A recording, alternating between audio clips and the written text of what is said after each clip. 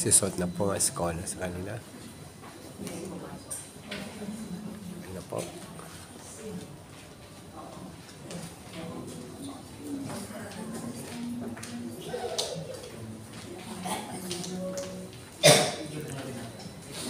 Apat po ang ordinary. Manatili na lang po kayong nakatayo. Okay, ang fourth symbol po natin, mga kapatid, ay ang pectoral cross. Ito po. Kapag tayo sa panahon. Kapag po nakikita natin ang cross, what comes into your mind? Ano po ba ang pumapasok sa ating isip kapag nakikita po natin ang cross? Death of Christ. Yes. Jesus. Ano pa po? How about po yung iba? Ano pa po kung naisip natin? Actually, in ordination, ang cross po is a symbol of things na dapat kaakibat natin sa ating pagtanggap ng ating calling at pagtutupad nito. So, meron akong outline pero may sinulat pa ako bago po tayo mag-start. Number one, the cross symbolize sacrifices. Ang Panginoong Isus ay nagsakripisyo. Amen. Number two, the cross symbolizes commitment. Number three, the cross symbolizes passion. And number four, the cross symbolizes victory. Amen? Sacrifice mga kapatid dahil hindi natin marireach ang victory without sacrifice. At hindi ka tayo makakapili kung alin na ang gusto nating sakripisyo. Kung anong dumating sa atin, ito man ay malaki o ito man ay maliit, you have to face it. And you have to overcome it. Hindi na nga po ang Panginoon sa atin ng smooth sailing sa ministry. Pero si Lord na nga po, kasama natin siya. Amen. Amen? So sacrifice, hindi mawawala yan. I tell you, sabi ko nga kanina, you're married now. Not to your spouses, but to your ministry. Ang sabi ng Lord, kapag kayo lumapit sa akin at nangako sa akin, huwag kayong pabasta-basta lang ako. Dahil ako'y Diyos na nasa langit. Malaking kasalanan po ang pangako kayo ngayon na hindi niyo po tutupad. Kaya sabi ko sa inyo kanina, kung kayo ay inordinahan ng Panginoon ngayon, wala nang pwedeng hiwalay sa inyo ito. Amen? Amen. So, commitment. Kaya alam niyo, ang commitment mga kapatid, kung wala kang commitment, sa sacrifices pa lang, babagsak ka na. Kung hindi ka nakahanda na harapin ang bawat challenges sa buhay mo, you are not committed to the ministry that God has called you, kapatid, bibigay ka, bibitaw ka. Sabi ni Bishop Romy, maybe you are contemplating to quit. Am I right? Many of our pastors is just like that. But brethren, think twice. Your calling is an irrevocable calling. Hindi nagbibiro ang Diyos na kayo ay pilitin at tawagin. Hindi siya nagbibiro. So, you have to be committed. At ang commitment na to, till death. Amen? Number three, passion. Alam niyo po, sa pagdadaanan natin, Pastor Rapi Santa, ang dami ng challenge sa buhay natin. Hindi mo masasabing ito, kaya ko ito, hindi ko kaya. Lahat yun kakayanin mo. Because God is right beside you. Amen? At itong napakaganda, when you have passion to fulfill what God has ordained you or called you, nagiging joyful ka in the midst of troubles, hardship, trials, you can overcome. And you have power to overcome. Because that passion within you, Amen, will push you through. And it can break walls. You will overcome. So you know, you don't forget, brothers and sisters, to have this passion in your life. It's very important. And last, this is the right one. Victory. Mga kapatid, the cross. Diyan po, tinapos lahat ni Jesus. Ang kanyang misyon, diyan na pinulfill ni Jesus. Diyan niya tinalo ang diablo. Diyan niya pinilayan, pinugutan ng ulo ang diablo. When you have this cross in your hearts, when you have Jesus Christ in your hearts, no one can defeat you. Not even the devil. He's no match with you. Because greater is He that is in you than he that is in the world. Amen. Amen? You're unbeatable. We are unbeatable. Ang isip lang natin nagsasabi, hindi ko kaya to. Ang isip lang natin nagsasabi na, talo ako. But I tell you, panalo tayo. Amen. So brothers, sino susutan natin ito? Okay. Okay.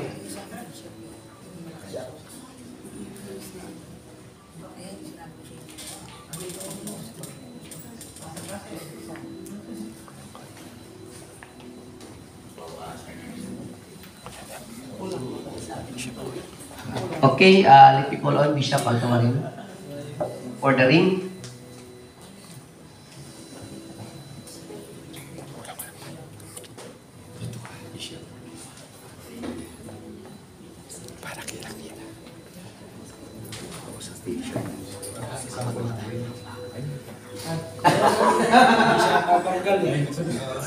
Ay, Bishop. Hindi ko nadala yung ring ko. Amen. So, ngayon po yung simbolo ng ating ring, no? So, bakit nga ba nagsusuot ng ring ng mga lingkod ng Diyos? So, meron po ditong tatlong bagay. So, number one, it reminds of your union with the church. Katulad po ng kasalan, di po ba? Nag-ibigay ng singsing ang magkabiyak. So, ito yung tinatawag na tuwing makikita nila yung kanilang singsing, hindi na sila pwedeng makipag-union sa iba. There's only one person. At sa singsing na ito, tuwing makikita po natin ito sa ating paglilingkod, papalalahanan tayo mga kapatid na bahagi ng buhay natin ang pagkakataon. Amen? That it will remind us na nabubuhay na tayo para ibigay ang buhay natin para sa church. No? Ang bride ng ating Panginoon. Pangalawa, it is a symbol of your fidelity to Christ and His body. Amen? So, kumbaga, hindi na kayo pwedeng magmahal ng iba. Amen? Hindi na kayo pwedeng tumingin sa iba. So, nakakalungkot lang po marami ngayon na nangyayari. Yung mga nasa politics, nagpapastor. At ang dami kong kilala, mga pastor, nagpolitiko. Amen? So, hindi masyadong naintindihan yung kanilang pinasok nung sila in-ordain bilang mga lingkod ng Diyos. Amen po ba? So, kaya ito yung magiging palatandaan sa atin na magiging tapat po tayo sa Panginoon at sa katawan ng Panginoon. Amen? Sabi mo, for better, for worse, till He comes. Amen. At pangatlo, it signifies that you have been bestowed with rights, privileges, and authority. Alam niyo po sa ancient times, ang authority ng hari ay ibinibigay sa magitan sa kanyang signet. No? Kapag ang isang kautusan ay tinatakan ng singsing ng hari, ibig sabihin hindi pwedeng makalit. Amen po ba? So nandun yung authority, kapangyarihan, kapamalaan. So ibig sabihin, kapag taglay natin ang singsing ito, Ibig sabihin, ipinagkalooban tayo ng Diyos ng kapangyarihan, kapamahalaan. No? Na tayo'y may karapatan na mag-serve in the name of the Lord. Amen po ba? So, kaya every time na mag-ministry tayo, taglay po natin yung hindi kusang klaseng authority, kundi authority ng Panginoon. And that's the best authority. Amen po ba? So, Bishop, ibigay niyo na yung mga singsing niyo. Buti nakalimutan.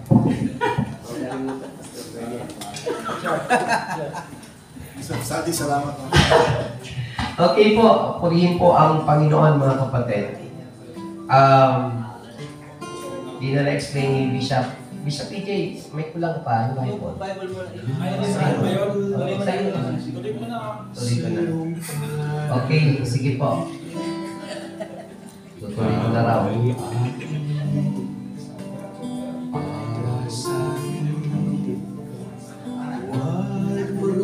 Okay po,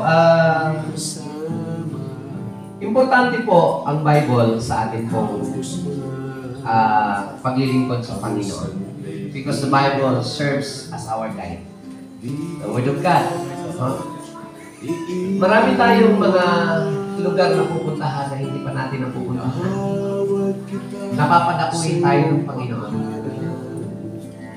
Pero mga kapatid, when you have your Bible, you have a map, a Google Map, na kahit hindi mo alam ang iyong patutunguhan, you can be a good guide. Amen. And all of us, wala pang nakakarating sa ating destination. But we have been chosen by God to lead people. Para huwag tayong maligaw, meron tayong babae. It's the Word of God. So, do not let the Word of God, sabi nga ni Joshua, depart from your mouth. Do not let the Word of God depart from your heart.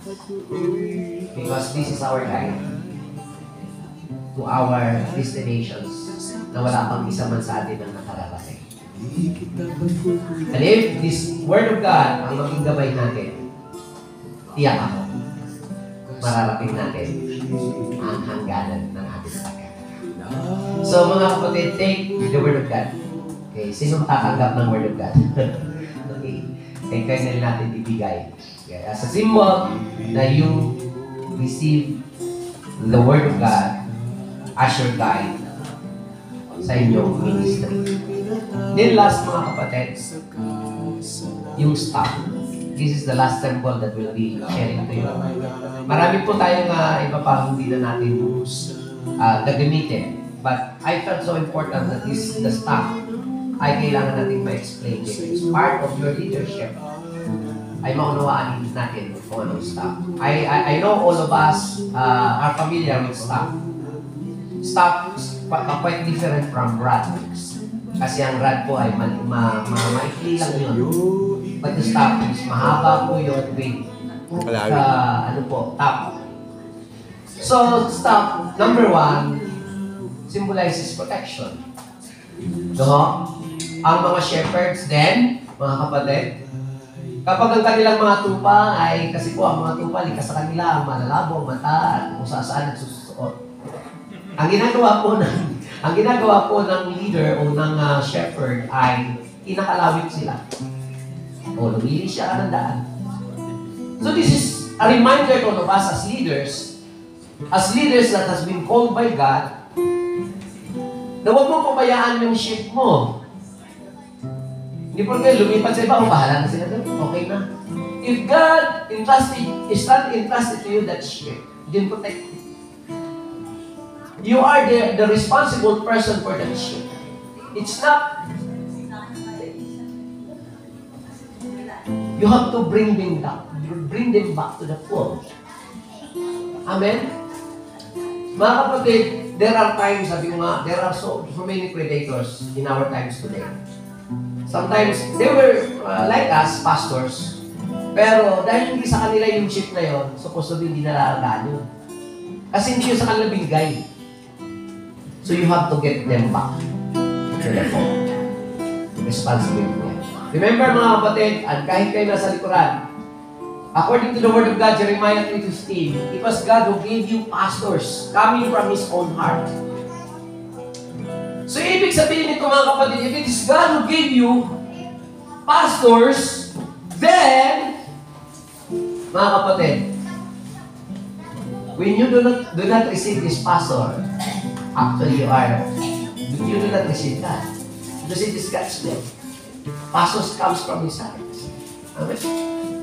Kaya, mga kapatid, gusto ko lang i-remind ng bawat isa, especially you ordained ministers now, take care of your stewardship.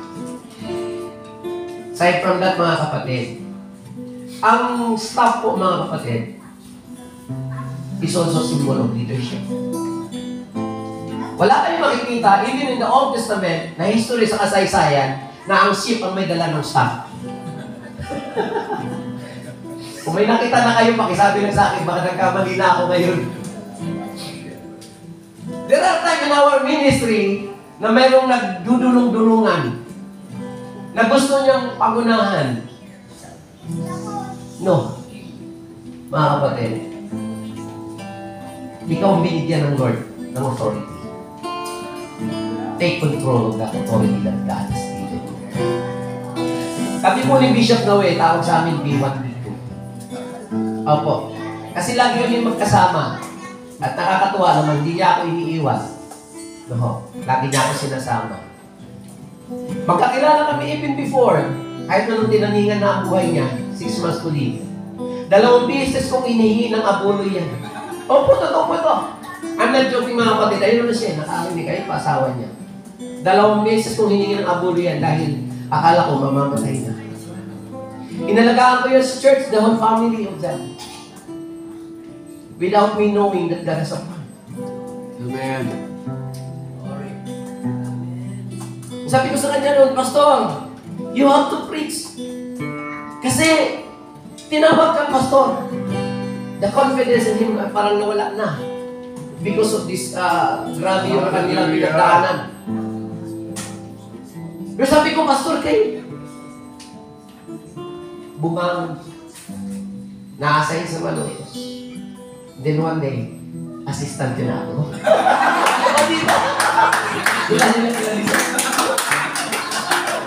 Yes, that's true. At hindi ako nahihiya. Kahit maging tagal-dala na lang ako ng kanyang attache case ngayon, hindi ako mahihiya. Why, mga kapatid? I respect authority. Amen. Hindi ako pinili ng Diyos para mauna sa POCC. Bakit ako pumili? Buti nga binuto niyo ako question nila. Ganon? Pero hindi niyo ako binuto ng question nila. May ugot? Amen. Salute. But that's true. The authority is in Him. And so are you. Amen. Amen. The authority is in you. Amen. So hold that stuff. Don't give it up to others. Because you have been chosen by God. You have been chosen by God. Another thing, mga kapatid, stuff signifies your calling, power, and authority. Third, it was used to defeat counterfeit. Remember when Moses go to the palace of the king Pharaoh? Sabi niya, by what authority you came here? Sabi niya, galing sa Diyos, ito, habis ko staff ko. So, his staff becomes fake. Pero yung mga salamang Pharaoh ng Pharaoh, kayang gayahin. Pero they are all counterfeit. Nung inilapag, ahas din, pinaglalamon sila ng authority ng Lord. Amen? Hallelujah. So, your leadership can be fit in leadership, especially in your church that God has given to. So, take hold of it. Amen? Baka na magpasa ko, babawasan ko na. Okay. The staff has power to transform from fear to courage. Remember Moses again? Bishop Romy? When God called him, tanong ni Moses kaagad, who am I? Hindi naman maayos ko na nalita ko. Para humarap sa paro. Bukod pa dun mga kapatid, may history kaya siya. Medyo di sila magkasundo ng Parao. Baka maungkat, patay tayo. So takot. Grabe takot niya. Iniisip pa lang niya na babalik siya sa Egypt because actually he was a fugitive. Andun siya pinatagpo ng Panginoon sa Mount Sinai. But God said to him, "What is that in your hands?" He said, "A staff. Then throw it down." Then when he throws it down, it becomes a snake. So of course, kahit sino sa atin, pag ahas na yung kaharap mo, anong magiging reaction mo? Fear. Takot. But God, instead of running from the snake, God told him, "Take the snake by the tail." And when you do, the snake becomes stuck. Alam niyo ba sa ating paglilingkod, mga kapatid, one of the very thing that God addresses is your fear. God wants you to face your fear. Because you cannot overcome with fear deep within you. Remember Jacob? When he comes back from his uncle Laban, he was full of fear. He was very afraid with his brother Esau. So he makes diskarte kung paano niya ma-evade yung kanyang fear. But one evening, he met God at Piniel. When he met God at Piniel, he reasoned with God. Then when he reasoned with God, he did not let this angel go away unless this angel blessed him. In that very moment, Jacob was transformed. His name was changed from Jacob to Israel. Jacob a subtle person, Jacob is a supplanter, but now Jacob is Israel, meaning he has overcome. He is now declared victorious. Amen. God wants you to face your fear. Dahil yan po ang pipigil sa inyo mga kapatid, sa inyong paglilingkod sa Diyos. You have to have this courage enough in your hearts. Kung alam niyo na kayo ay tama, and alam niyo na ito ang kalooban ng Diyos, do not let anyone intimidate you. Because if God is in your side, you are on the winning side. Amen. Ano nga po natin ng Diyos? Aside from that, mga kapatid, the staff has power to perform miracles. Sabi ko sa inyo mga kapatid, sa ministry natin, ang dami po talagang problema, ang dami natin kakaharapin laban. May mga bagay na kahit anong compute natin, Colonel, sa ating isipan, yung mga magagaling nating mga leaders, kinukompute na nila yung pwedeng gawin, pero may minsan, hindi naabot ng computations mo. Hindi naabot ng iyong yung rational mind. Yung mga bagay na posible mo pang gawin. And so you become frustrated. At minsan ayaw mo nang magpatuloy. Hindi mo na nakikita na may mangyayari pa. Parang dumating ka na sa limitations mo. I'm hopeless na. And I am about to give up. But mga kapatid, this is the good thing that God will remind you. It's about His stuff, mga kapatid. Na-experience ko ito nila, Moses. When they traveled through the desert, first, they encountered no water.